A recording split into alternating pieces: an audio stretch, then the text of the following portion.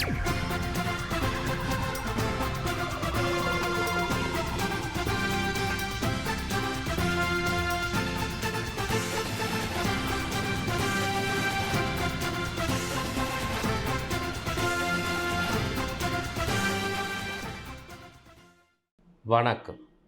புதுச்சேரி மாநிலத்தில் நடைபெற்ற முக்கிய நிகழ்வுகளில் டைமண்ட் டிவியின் சிறப்பு தொகுப்பு. காரைக்கால் மாவட்ட ஆட்சியர் அலுவலகத்தில் மாவட்ட ஆட்சியர் தலைமையில் அங்கீகரிக்கப்பட்ட அரசியல் கட்சி பிரமுகர்களுடன் ஆலோசனை கூட்டம் நடைபெற்றது.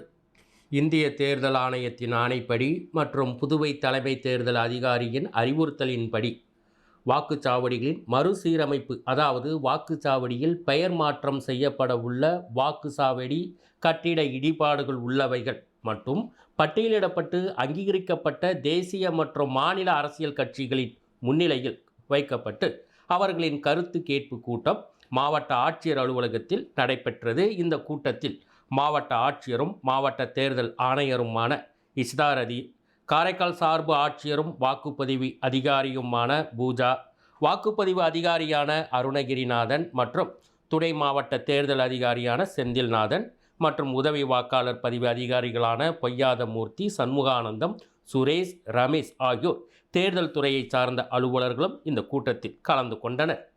ரோட்டரி சங்கங்கள் இணைந்து நடத்திய மாபெரும் வேலைவாய்ப்பு முகாம் அறிஞர் அண்ணா கலைக்கல்லூரியில் நடைபெற்றது. அறிஞர் அண்ணா கலைக்கல்லூரியில் காரைக்கால், நாகப்பட்டினம் மற்றும் வேளாங்கண்ணியைச் சேர்ந்த ரோட்டரி சங்கங்கள் இணைந்து மாபெரும் வேலைவாய்ப்பு முகாமை அறிஞர் அண்ணா கலைக்கல்லூரியில் நடத்தினர். இந்த வேலைவாய்ப்பு முகாமில் 450 பேர் வேலை தேடுபவர்கள் கலந்து கொண்டனர். அவர்களில் 200க்கும் மேற்பட்டவர்களுக்கு வேலைக்கான பணி ஆணை தரப்பட்டது. இந்த வேலைவாய்ப்பு முகாமினை 2981 மாவட்ட முன்னாள் ஆளுநர் ரொட்டேரியன் பாஸ்கரன் கொடியேற்றி தொடங்கி வைத்தனர். காரைக்கால், நாகப்பட்டினம், வேளாங்கண்ணி ரோட்டரி சங்கத்தைச் சேர்ந்த தலைவர்கள் முன்னிலை வகித்தனர். அண்ணா கலைக்கல்லூரியில் நடைபெற்ற இந்த முகாமிற்கு அனைத்து ஏற்பாடுகளையும் ரோட்டரி சங்கத்தினர் சிறப்பாக செய்திருந்தனர்.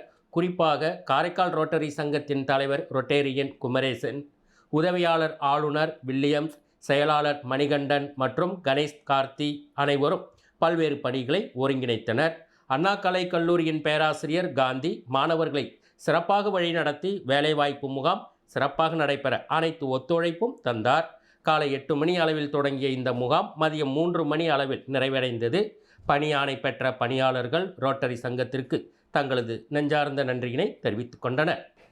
காரைக்கால் மாவட்டத்தில் பயிர் நிலங்களில் பயிர்களை சேதப்படுத்தும் மயில்களை விரட்டுவதற்காக நூதன முறையில் கண்டுபிடிக்கப்பட்டுள்ள மயில் விரட்டும் கருவியினை விவசாயிகள் மற்றும் அரசு வேளாண் கல்லூரி மாணவர்கள் நேரில் பார்வையிட்டனர். காரைக்கால் மாவட்டத்தில் அறுவடைக்கு தயாராக உள்ள விளைநிலங்களில் இறை தேடி வரும் மயில்கள் பயிர்களை சேதப்படுத்துவதால் விவசாயிகள் பெரிதும் பாதிக்கப்பட்டுள்ளனர். இந்த நிலையில் பயிரை மேயும் மயில்களை விரட்ட பல வழிமுறைகளை கையாண்டும் முடியாத நிலையில் காரைக்காலை அடுத்த புதுத்துறை கிராமத்தைச் சேர்ந்த விவசாயி கணேசன் என்பவர் மயில்களை விரட்டுவதற்காக பிரத்யேக மயில் விரட்டி கருவி ஒன்றை கண்டுபிடித்துள்ளார்.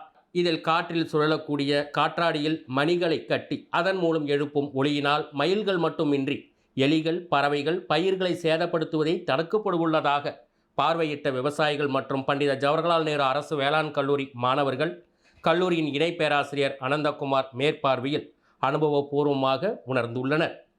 குறைந்த செலவில் விவசாயிகளுக்கு பயனுள்ள வகையில் மயில்கள் மற்றும் எலிகள் உள்ளிட்ட பறவைகளை விரட்டுவதற்காக புதுத்துறை கிராமத்தைச் சேர்ந்த விவசாயி கணேசன் கண்டுபிடித்த இந்த கருவி பயனுள்ளதாக இருக்கும் என விவசாயிகள் மற்றும் வேளாண் கல்லூரி மாணவர்கள் தெரிவித்துள்ளனர். பறவை பார்வையாளர்கள்லாம் இருக்காங்க இல்லையா, அவங்களுக்கு தெரியும் இந்தந்த டைமில் தான் நம்ம இந்த பேர்ட்ஸை பார்க்கலாம் அப்படின்னு சொல்லி. அப்போ நீங்கள் போய் அந்த நேரத்தில் போய் ஒரு பறவை வச்சாங்கன்னா அது கிடைக்காது. அந்தந்த பறவைகள் எப்போ தீனி சாப்பிட வருதோ அந்த பறவை அப்போ தான் பார்க்கணும். அந்த பேர்ட் வாட்சிங் டைம் இப்போ பாஸ்கர் சார் சொல்கிறது வீடியோஸ் இதெல்லாம் இருக்கும்.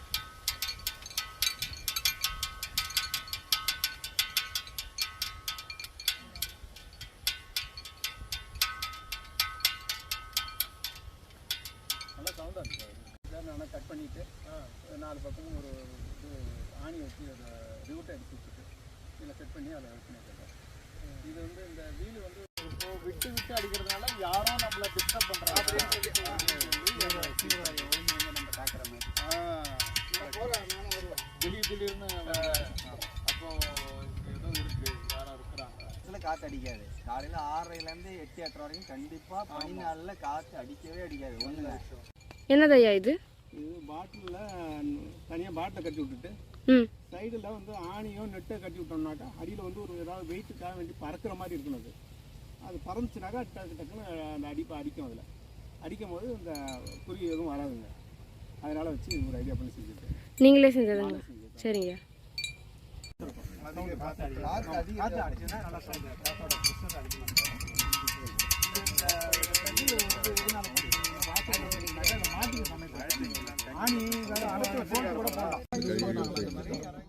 திருநள்ளாறு தொகுதிக்கு உட்பட்ட இளையான்குடி கிராமத்தில் உள்வட்ட சாலைகள் போடப்பட்டதற்கு பெருமுயற்சி செய்த முன்னாள் அமைச்சர் கமலக்கண்ணன் அவர்களுக்கு கிராம மக்கள் தங்களது நன்றியினை தெரிவித்துக் கொண்டனர். திருநள்ளாறு தொகுதிக்கு உட்பட்ட இளையான்குடி கிராமத்தில் கடந்த 20 வருடங்களாக சாலை வசதி மிகவும் மோசமாக இருந்த நிலையில் பாராளுமன்ற உறுப்பினர் நிதியிலிருந்து கிராமப்புற உள்வட்ட சாலைகள் அமைப்பதற்கான பூமி பூஜை போடப்பட்டு அந்த பணிகள் மிகவும் சிறப்பாக நிறைவடைந்ததை முன்னிட்டு இதற்காக பெருமுயற்சி மேற்கொண்ட முன்னாள் அமைச்சர் கமலக்கண்ணன் அவர்களுக்கும் நிதி ஒதுக்கீடு செய்த பாராளுமன்ற உறுப்பினர் திரு வைத்திலிங்கம் அவர்களுக்கும் கிராம மக்கள் தங்களது நன்றியினை தெரிவித்துக் கொண்டனர். உடன் மாநில செயலாளர் இளையான்குடி கோவிந்தராஜ், தமிழகத்தின் முன்னாள் முதலமைச்சர் ஜெயலலிதா அவர்களின் பிறந்த நாள் காரைக்கால் மாவட்ட அஇஅதிமுக சார்பில் கொண்டாடப்பட்டது. தமிழகத்தின் முன்னாள் முதலமைச்சர் மறைந்த ஜெயலலிதா அவர்களின் 78வது பிறந்த நாளை காரைக்காலில் அஇஅதிமுகவினர் உற்சாகமாக கொண்டாடினர். புதிய பேருந்து நிலையம் அருகில் அஇஅதிமுக மாவட்ட செயலாளர் எம்பி ஓமலிங்கம் தலைமையில் நடைபெற்ற இந்த நிகழ்ச்சியில் ஜெயலலிதா திருவுருவப் படத்திற்கு மாலை அணிவித்து மலர் தூவி மரியாதை செலுத்தப்பட்டது. இதில் ஏராளமான அதிமுகவினர் கலந்து கொண்டனர். முன்னாள் முதலமைச்சர் ஜெயலலிதாவின் பிறந்தநாளை முன்னிட்டு பட்டாசுகள் வெடித்தும் இனிப்புகள் வழங்கியும் காலை சிற்றுண்டிகள் வழங்கியும் அதிமுகவினர் அம்மாவின் பிறந்தநாளை உற்சாகமாக கொண்டாடினர். காரைக்காலில் உள்ள தமிழ்நாடு அரசு போக்குவரத்து கழக பணிமனையில் அண்ணா தொழிற்சங்கம் சார்பில் அனைத்து இந்திய அண்ணா திராவிட முன்னேற்ற கழக கொடியினை மாவட்ட செயலாளர் எம் ஓமலிங்கம், அண்ணா தொழிற்சங்க கொடியை அதிமுக இணை செயலாளர் ஜீவானந்தம் ஏற்றி வைத்தனர். அதனைத் தொடர்ந்து அம்மாவின் திருவுருவ படத்திற்கு மலர் தூவி மரியாதை செய்யப்பட்டு மகளிருக்கு சேலைகள் மற்றும் இனிப்புகள் வழங்கி கொண்டாடினர்.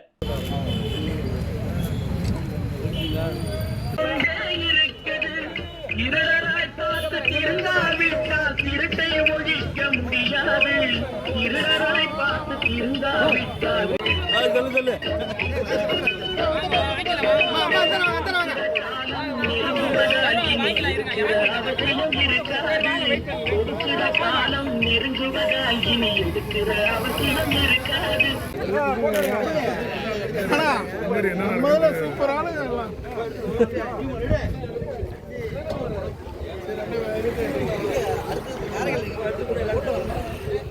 திருநள்ளார் சனீஸ்வர பகவான் ஆலய பிரசாதத்தை வீட்டிற்கு எடுத்து செல்ல வேண்டும். இழிவுபடுத்துவது நல்லதல்ல, நலன் குலத்தில் ஆடைகளை விடுவதும் நல்லதல்ல என்று திருநள்ளார் தர்மபுர ஆதீனம் மாசிலாமணி தேசிக ஞானசம்பந்த பிரம்மாச்சாரியார் சுவாமிகள் பேட்டியளித்துள்ளார். காரைக்கால் மாவட்டம் திருநள்ளார் ஸ்ரீ தர்பாரண்யேஸ்வர சுவாமி தேவஸ்தானம் ஸ்ரீ சனீஸ்வர பகவான் ஆலயத்தின் சனிப்பெயர்ச்சி விழாவை முன்னிட்டு முன்னதாக சப்த நதிகள் ஆராதனை, நலதீர்த்தத்தில் ஆரத்தி, மீனராசி சஞ்சார சனிப்பெயர்ச்சி பூர்வாங்க பூஜாரதன விழா துவங்கி வரும் 28ஆம் தேதி வரை நடைபெற உள்ளது. இது தொடர்பாக தர்மபுர ஆதீன கட்டளை மடத்திற்கு சென்ற தர்மபுர ஆதீனம் மடாதிபதி ஸ்ரீ மாசிலாமணி தேசிக ஞானசம்பந்த பரமாச்சாரிய சுவாமிகள் செய்தியாளர்களை சந்தித்தார். அப்போது பிரசித்தி பெற்ற திருநள்ளார் ஸ்ரீ தர்பாரண்யேஸ்வர சுவாமி தேவஸ்தானம் ஸ்ரீ சனீஸ்வர பகவான் ஆலயத்தில் வரும் மார்ச் 6ஆம் தேதி சனிப்பெயர்ச்சி விழா நடைபெற உள்ளது. இந்த ஆண்டு ஒரே ராசியில் 6 கிரகங்களின் சேர்க்கை இடம்பெற்றுள்ளது. கடந்த 1963ஆம் ஆண்டு ஒரே ராசியில் 8 கிரகங்கள் சேர்க்கை இடம்பெற்ற பொழுது உலகம் அழியும் என்று மக்கள் பயந்த நிலையில் அன்று தர்மபுர ஆதீனம் சார்பில் பல்வேறு இடங்களில் கோளாறு பதிகத்தை 1 கோடி முறை பாராயணம் செய்து மக்களுக்கு நன்மை கிடைத்திட செய்ததாகவும், அதனைத் தொடர்ந்து 1979ஆம் ஆண்டு ஒரே ராசியில் 6 கிரகங்களின் சேர்க்கை இடம்பெற்ற பொழுது மக்கள் மிகவும் அச்சப்பட்டனர். அதற்கடுத்து இந்த ஆண்டு ஒரே ராசியில் சனி, ராகு, சூரியன், புதன், செவ்வாய், சுக்கிரன் ஆகிய 6 கிரகங்களும் சேர்ந்து கடந்த 20ஆம் தேதி முதல் தொடர்ந்து 10 தினங்களுக்கு இடம்பெயர்கிறது. இந்த கிரக சேர்க்கை தாக்கத்திலிருந்து மக்கள் விடுபட வேண்டி சப்த நதிகள் ஆராதனை, நலதீர்த்தத்தில் ஆரத்தி, மீனராசி சஞ்சார சனி பயிற்சி, பூர்வாங்க பூஜாராதன விழா துவங்கி நடைபெற்று வருகிறது. ஒரு வார காலம் தொடர் பூஜைகள் நடைபெற உள்ளது என்றார். திருநள்ளார் வழியாக ரயில் போக்குவரத்து துவங்க மத்திய அரசுக்கு ஆதீனம் சார்பில் கோரிக்கை விடுத்துள்ளதாக தெரிவித்தார். கோவில் தீர்த்த குளத்தில் ஆடைகளை விட்டு செல்வது பாவம் என்றும், தீர்த்த குளத்தை அசுத்தம் செய்தால் எப்படி புண்ணியம் கிடைக்கும் என்றும், சுவாமி பிரசாதத்தை வீட்டிற்கு எடுத்து செல்வதுதான் பலனளிக்கும் என்றும், சுவாமி பிரசாதத்தை அவமரியாதை செய்த இந்திரன் மற்றும் அவர் அமர்ந்த ஐராவதம் யானையும் சபிக்கப்பட்டதாக புராணங்களில் கூறப்பட்டுள்ளது. எனவே பிரசாதத்தை வீட்டிற்கு எடுத்து செல்வதே சிறப்பு என தர்மபுர ஆதீன ஸ்ரீ மாசிலாமணி தேசிய ஞானசம்பந்த பரமாச்சாரிய சுவாமிகள் தெரிவித்துள்ளார். பரிகாரம் கிடைக்கும்னு வரும்போது அவனை திருப்திப்படுவதற்கு ஒன்றும் இது இல்லை. இப்ப இந்த இதும்போது செய்யறதுக்காக ஏற்பாடுகள் நடந்துட்டு வந்துடும். அன்னைக்கு அதுக்காக தான் அமைச்சர் கூட முக்கிய அமைச்சர் வந்து தொடங்கி வைக்கிறதுக்காக ஒரு ஏற்பாடு நடந்துட்டு இருக்கு. அன்னைக்கு தொடங்கிடுவாங்க. நிரந்தரமா அது பண்றதுக்காக நான் இவ்வளவு செலவு பண்ணிட்டு அது ஒரு நாள் வந்துட்டு போறதுக்கு இவ்வளவு செலவு. அதை நிரந்தரமாக அது செயல்படுத்தலைனாலும் நிரந்தரமாக்குவதற்கு நாங்கள் கோரிக்கையாக சொல்றோம். ஆனால் அந்த நிலத்து வருமானத்தை வந்து அவங்க சாப்பிட்றது, அப்புறம் நிலத்தையே சாப்பிட்றதுன்னா முதல்ல போய் கை வச்சா அப்புறம் எப்படி சாப்பிட முடியும்? வட்டி எடுத்து சாப்பிட்டா பரவாயில்ல, நிலத்தையே மூலதனத்தையே சாப்பிட்டாங்கன்னா அப்புறம் எதை கொண்டு போய் நிர்வாகம்? அதனால அந்த முன்னோர்களுடைய சாபம் அவங்களுக்கு அதிகமாக இருக்கும். 1ஆம் தேதியிலேருந்து ஆரம்பிக்கிறதே கேட்டுட்டு இருக்கணும். அது நாளை 2 நாள்ல தீர்வு கிடைச்சிடும். அதுக்கு பிறகு யார் யார் கலந்துக்கிறாங்க அடுத்தவங்களுக்கு ஒரு 4 நாள். சனி மாதிரி கொடுக்கறது மாதிரி யாரும் இந்த பாவம் இதெல்லாம் இந்த நல்ல தீர்த்தத்துல எல்லாரும் ஆடையெல்லாம் கட்டி கொண்டுட்டு போறாங்க. அதெல்லாம் பாவம். அதெல்லாம் எல்லாரும் இதை கொண்டு போய் வீட்டுல வச்சு இங்க சாமியை எப்படி பூஜை பண்ணோமோ அதே மாதிரி அங்க வச்சு அதையும் பிரசாதத்தை வீட்டுக்கு எடுத்துட்டு போறதுதான் சிறப்பானது. இங்கே முட்டுட்டு போனா எங்க போட்டு உலக நன்மைகள் வேண்டி 41ஆம் ஆண்டாக நடைபெற்ற ஸ்ரீ சண்டி மகா ஹோமத்தில் ஏராளமான பக்தர்கள் கலந்து கொண்டு சுவாமி தரிசனம் செய்தனர். காரைக்கால் மாவட்டத்தில் ஆண்டுதோறும் உலக நன்மைகள் வேண்டி ஸ்ரீ காரைக்கால் அம்மையார் மற்றும் ஸ்ரீ சோமநாதர் ஆலயத்தில் ஸ்ரீ சண்டி மகா ஹோமம் நடைபெறுவது வழக்கம். அவ்வாறு 41வது ஆண்டு ஸ்ரீ சண்டி மகா ஹோமம் துவங்கி மாலை வரை நடைபெற்றது. இந்த சண்டி மகா ஹோமத்தில் ஏராளமான பெண்கள் கலந்து கொண்டு பட்டுப்புடவை, பழ வகைகள், நகைகள் போன்ற பொருட்களை ஹோமகுண்டத்தில் இட்டு துர்க்கையை வழிபட்டனர். இந்த சண்டி ஹோமத்தை முன்னிட்டு துர்க்கைக்கு மஞ்சள், சந்தனம், பஞ்சாமிர்தம், பால், தயிர் அபிஷேகம் நடைபெற்றது. நிறைவாக ஸ்ரீ சண்டி ஹோமம் பூர்த்தியடைந்து யாகத்தில் பூஜிக்கப்பட்ட புனித நீர் அடங்கிய கலசத்தை சுவாச்சாரியார் சுமந்து ஆலயத்தை வலம் வந்து புனித நீரால் ஸ்ரீ துர்க்கைக்கு அபிஷேகம் செய்யப்பட்டது. ஸ்ரீ சண்டி ஹோமத்தை முன்னிட்டு அஷ்டபைரவ பூஜை, கோமாதா பூஜை, கன்னிகா பூஜை, சுபாஷினி பூஜை, வடுக பூஜைகளும் நடைபெற்றது. தொடர்ந்து மகா தீபாராதனையும் நடைபெற்றது. ஸ்ரீ சண்டி ஹோம நிகழ்ச்சியில் 1000க்கும் மேற்பட்ட பக்தர்கள் கலந்து கொண்டு ஸ்ரீ துர்க்கையம்மனை வழிபட்டனர்.